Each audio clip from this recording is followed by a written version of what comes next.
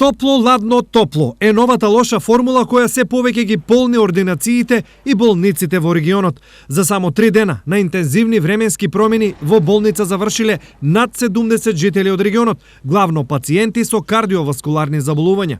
Се навистина нагли промени, големи температурни разлики и секако се ризичи посебно за хроничните болни, бидејќи кај нив е намалена адаптабилноста, односно прилагодливоста на крвните садови особено, значи пред се кардиоваскуларните болни, на толку нагли и брзи промени на време. Смртноста од кардиоваскуларни болести и понатаму е најголема во регионот. Во вкупниот број на смртни случаи, таа учествува со дури 68%. Токму и поради ова, пациентите кои веќе имаат историја на болест треба да бидат особено внимателни. Треба внимателно со ова време, особено кога се големи температурните разлики од ден во ден, земање на редовната терапија на хроничните болни, знаење на состојбата на своето здравје и соодветно облекување. Но колку човек може да се заштити кога организмот не е навикнат на вакви температурни шокови, како што е сега, не било никогаш.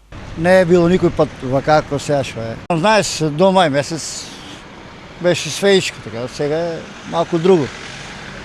Мислам, нагли температурски промени. Лоша вест е што луѓе чувствителни на температурните разлики има се повеќе и тие се помлади.